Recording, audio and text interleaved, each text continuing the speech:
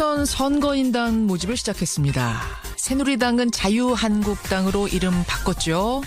국민의당은 안철수 전 대표의 짐승 발언으로 논란이 있었고, 바른정당은 장제원 대변인 사퇴하고 지지율은 최저치를 찍었습니다.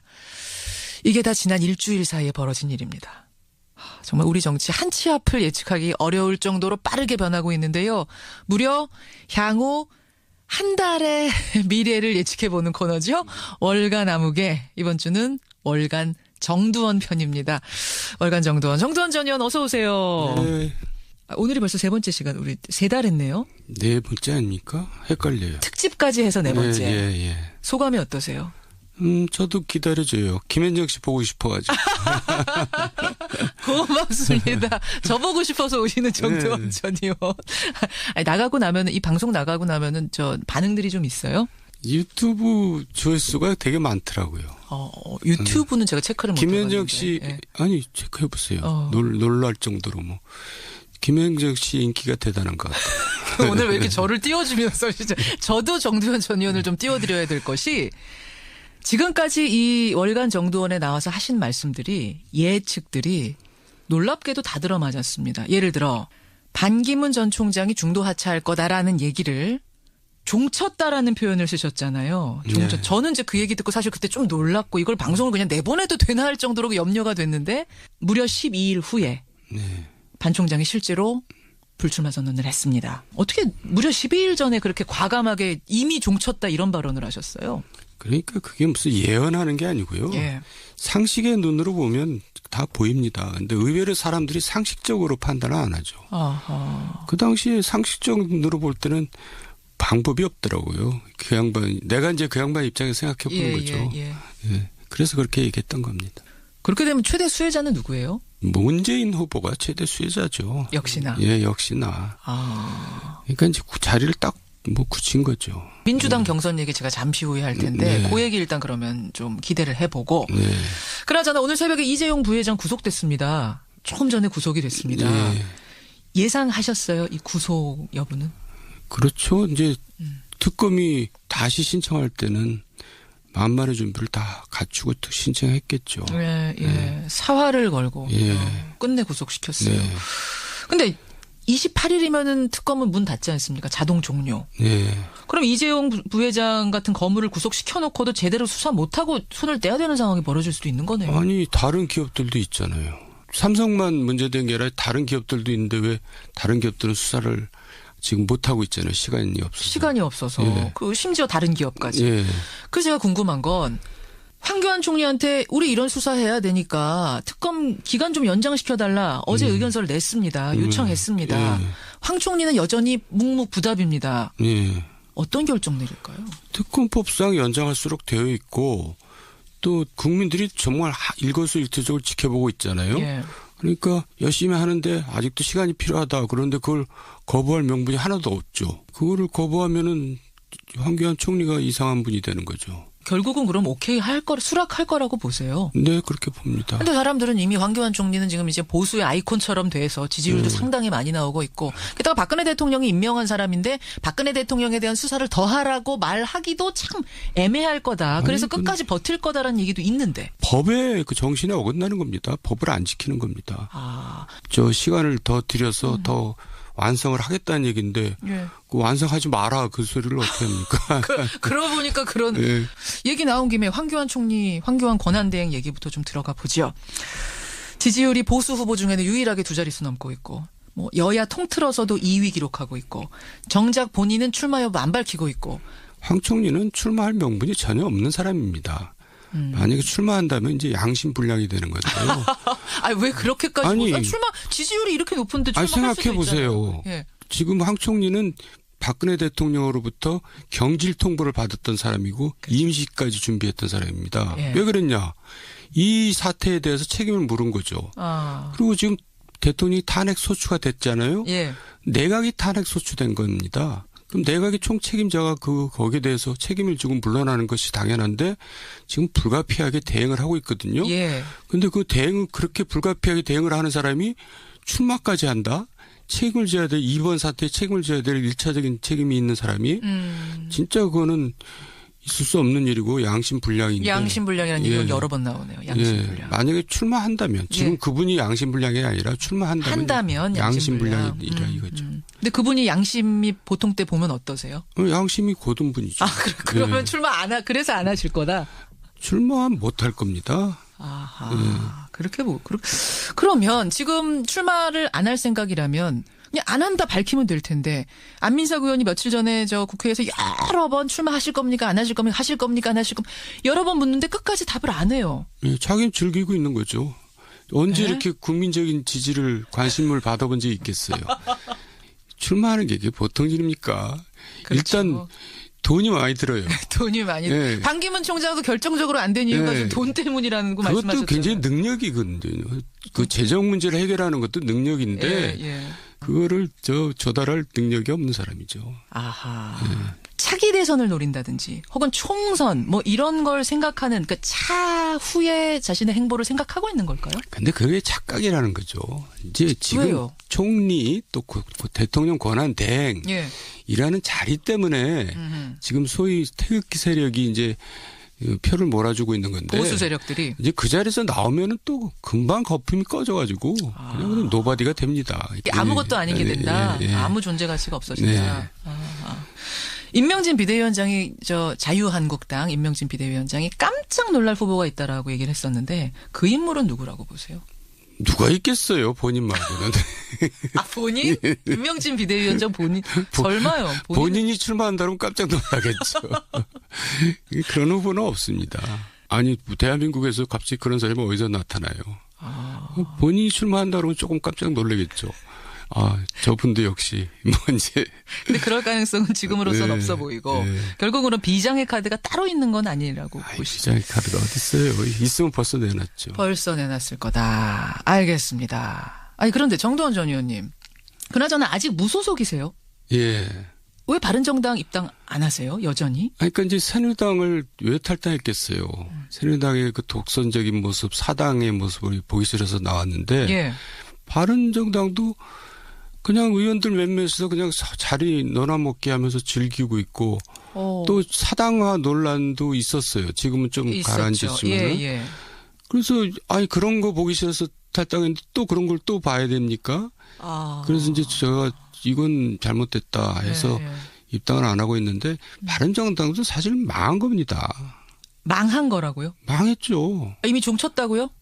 정친 거죠. 왜 그렇게까지 또 지금 시작하는 당을 두고 그러세요? 첫 단추를 잘못 끼웠기 때문에 망한 겁니다. 다시 일어설 것 같아요. 이미 바닥은 쳤고 이제 일어설 일만 남았다라는 게 지금 바른정당 분들 말씀인데. 자기네들 희망사항이죠. 왜 그런 근거를 대보세요. 그런 행동을 하면서 그런 기대를 해야죠. 지금 예를 들어서 선거 연령 18세 이하도 할 것처럼 하다가 또 말아버리고 공수처 이제 신설법도 반대로 이런저런 이유를 위해서 지연시키고 있거든요. 그러니까 새누리당하고 아무 차이가 없는 겁니다. 그리고 자리 나눠 먹게 하고 있고. 그러니까는 국민들이 볼 때는 저게 별 다를 게 뭐 있냐. 다를 게 뭐 있냐. 시즌 2지. 새누리당 시즌 2다. 네. 바른정당이 지금 방향이 좀 잘못 잡혔다라는 생각을 하시는 거예요. 망한 거예요. 바른정당에 아는 분들 많잖아요. 그럼 그런 조언 좀 해주시죠. 조언하죠. 근데 전부 다 그냥 자기 자리에 즐기고 있어요.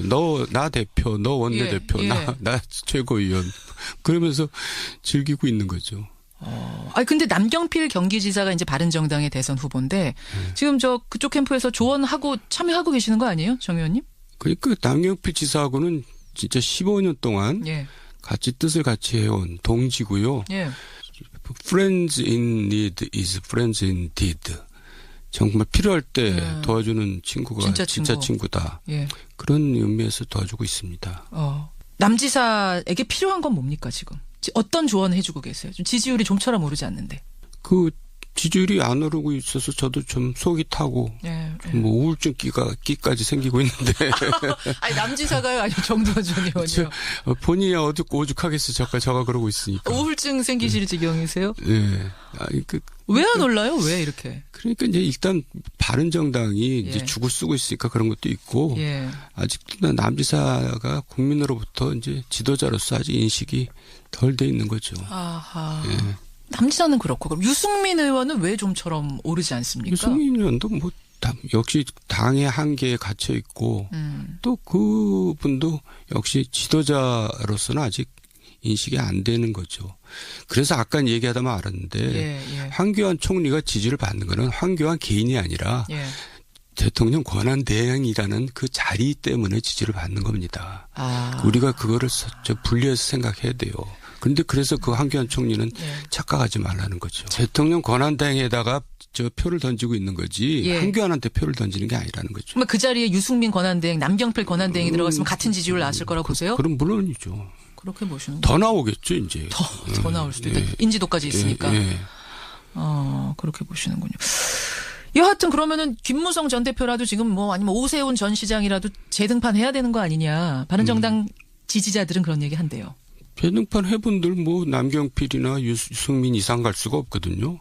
그러니까 재등판 안 할 겁니다. 안 할 거라고 보세요. 가능성도 없고 실제로 재등판해도 효과도 없고. 바른정당이 말씀 듣다 보니까 답답하네요. 갑갑하네요. 망했다니까요. 지금 무슨 당지를 갖고 있는 사람 다 그만둬야 됩니다. 그리고 외부에서 새로운 사람들 영입해서 새로운 모습으로 다시 새 출발해야죠. 그러니까 망했다는 의미가 부정적이라기보다는 그러니까 다시 새로 일어나라. 아주 그냥 망했다는 느낌으로 새로 일어나라. 그렇죠.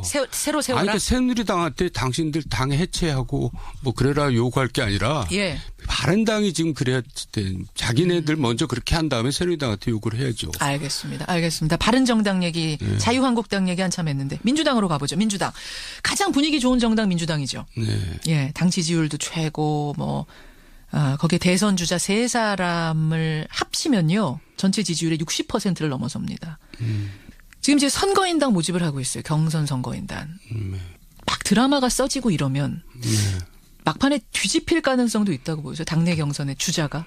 많이 근접할 겁니다. 하지만 뒤집기는 힘들 겁니다. 그러니까 이제 그 소위 친노, 문재인 친문 한 20만으로 추정되는 그 결사대가 있거든요.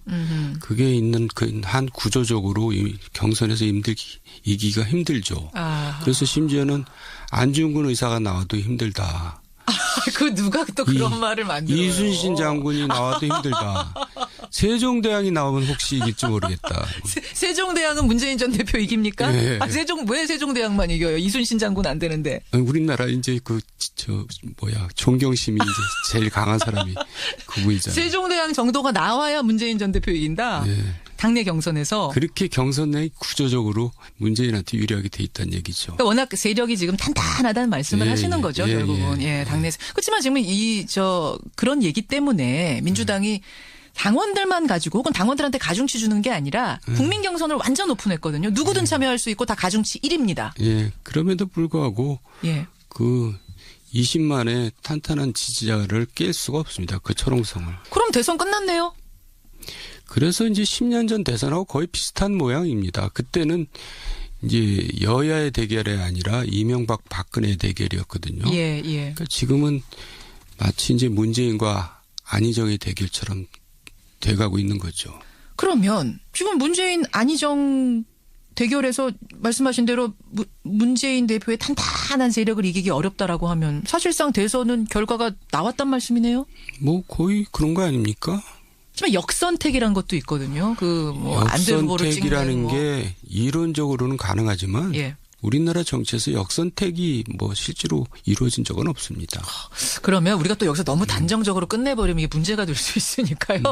안희정 지사라든지 이재명 시장이라든지 혹은 여권의 어떤 인사가 마지막 돌풍을 일으킬 변수라면 뭐라고 보세요? 문재인 후보가 이제 그걸 속된 말로 뻑수를 두면은 그런 일이 생기죠. 방송 용어로 적절하진 않은 것 같아서 제가 좀 정화를 시켜보겠습니다. 그래서 제가 속된 말이라는 표현을 앞에 썼습니다. 그러니까 스스로 뭔가 자승자박이라고 하나요? 실수를 저지를 경우 자신의 표를 깎아먹는 행동을 할 경우 엄청난 실수를 할 경우에 엄청난 실수를 할 경우 그럴 가능성이 또 농후해 보여요. 그건 또 무슨 말씀이세요? 아니 위태위태해 보인다 이거죠. 왜요? 좀 굉장히 조심스럽게 행보하고 계시는데? 조심스럽게 행보하지만은 또 남자 박근혜 이제 이런 지금 지적도 듣고 있잖아요. 그거는 정두원 전 의원이 하신 말씀이어가지고 얼마 전에 월간 정청래 전 의원이 나와서 아주 굉장히 흥분하면서 반박하셨어요. 그 사람은 아무 일도 아닌 것 같고 흥분한 사람입니다. 이것도 정청래 전 의원한테 제가 다음 주에 질문해야겠네. 아니, 근데 잠깐 그 얘기하고 갈게요. 정두원 전 의원이 그 컨텐츠가 없다는 면에서는 남자 박근혜 같다. 문재인 전 대표 이렇게 평한 것에 대해서 정청래 전 의원은 컨텐츠가 없다니 무슨 말이냐. 그건 정두원 전 의원이 컨텐츠가 없어서 그렇게 평하신 거다 이러시던데요. 국민들부로 판단하겠죠. 두 분 싸움 시키면 안 되니까 제가 요 정도로. 그런 사람하고 싸우는 거는 저한테 창피한 일입니다. 그 스스로 실수하는 거. 예. 그럴 가능성도 농후하다. 왜? 아니 그러니까 실수라는 건 인간이 할 수 있는 거고요. 그러니까 이제 세상에 제일 힘든 게 잘 나갈 때 겸손하기입니다. 그거는 저를 포함해서 누구도 예외가 아닌데요. 예. 그래서 실수할 가능성이 높다는 거죠. 지금 너무 잘 나가고 있고 적수가 사실은 뚜렷한 적수가 없는 상황 자체가 상당히 불안할 수 있다는 거. 그래서 이제 문재인 전 대표가 명심할 부분이네요. 물론이죠. 명심하겠죠, 아침마다. 말하자면 군대에서 그 이제 내일이 제대면은 아예 아무것도 안 한다고 뭐 그런 거 있잖아요. 떨어지는 낙엽 보고도 조심한다. 그것도 이제 마이너스죠. 그러고 있으면 그게 교만으로 비춰지거든요. 이제 다 됐다고 이제 아무것도 안 해? 예를 들면 토론 뭐 이런 거 막 열려도 최소한으로 하고 안 나가고 뭐 이런 행보도 위험하다. 그런 게 이제 계속될 경우에는 이제 그게 실수라는 거죠. 실수가 다른 게 아니라 교만이 실수인 거죠. 참 앞서가는 사람이 주의해야 될 게 굉장히 많은 거네요. 그러니까 수성이 힘들다 그러잖아요. 수성이 힘들다. 예, 알겠습니다. 월간 정두원 함께하고 계시는데 워낙 뭐 지금 예측한 대로 딱딱딱 맞아가기 때문에 제가 요거 하나 질문 마지막으로 드리죠. 탄핵 언제 결정이 날까요, 우선? 뭐 언론에서도 거의 일치하던데요. 이제 이정희 헌법재판관 사퇴 전에 뭐 3월 9일이나 뭐 10일 정도에 결정할 거라고 다들 그렇게 언론에 나오던데. 동의하십니까? 네, 동의합니다. 자, 그러면 언론이 언제 결정될까에 대해서는 얘기를 합니다. 맞습니다. 6일, 9일, 11설 나옵니다. 거기까지는 뭐 대충 일치하는데 어떤 결과가 나올지까지는 얘기 못하고 있거든요. 어떻게 보세요? 인용되겠죠. 탄핵이 될 거다? 네. 왜 그렇게 바로 말씀하십니까? 뭐 충분하지 않습니까? 이 정도면은. 그리고 헌법재판소라는 데가 사실은 왜 대법원에서 분리시켜 놨냐면 헌법재판소는 어차피 정치적인 판단을 하는 데입니다. 정치적으로 판단할 때는 당연히 인용이죠. 지금 국민들의 대다수가 탄핵을 원하고 있잖아요. 여기서 정치적인 판단이라 함은 그러니까 탄핵 심판은 이 사람이 그 자리를 계속해서 유지할 수 있느냐 없느냐. 국민들이 인정을 하느냐 안 하느냐 그 부분이 굉장히 중요하다는 말씀인 거죠. 나라의 앞날까지도 같이 고려한다는 것이 정치적인 판단인 겁니다. 그렇군요. 볼 때 결국은 탄핵 인용, 탄핵이라는 국민 민심, 촛불 민심을 거역하기는 어렵다. 지금까지 헌법재판소가 늘 정치적인 판단을 해왔어요. 그렇군요. 그러면 3월 초에 결정 나고 나면 대선은 5월 초, 5월에 된다는 얘기네요. 그렇죠. 여러분은 어떻게 생각하십니까? 정두원 전 의원의 개인 생각이지만 여러분의 의견도 좀 보내주시고요. 이제 또 한 달 뒤에 우리 만나야 되겠네요. 네. 끝으로 하실 말씀? 아니 이제 제가 말을 좀 이렇게 하다 보면은 남한테 상처 주는 일이 좀 있는 것 같아요. 그래서 혹시 그런 일이 있으면 이 방송 자체가 국민들한테 아주 상식적인 입장을 얘기를 해야 되기 때문에 그런 걸로 이해해 주시기 바랍니다. 잘 되라고 제가 하는 겁니다. 약이라고 생각하셔야 그 말씀. 병 주고 약 주고 오늘도 잘하셨습니다. 정두원 전 의원님 고맙습니다. 네, 감사합니다.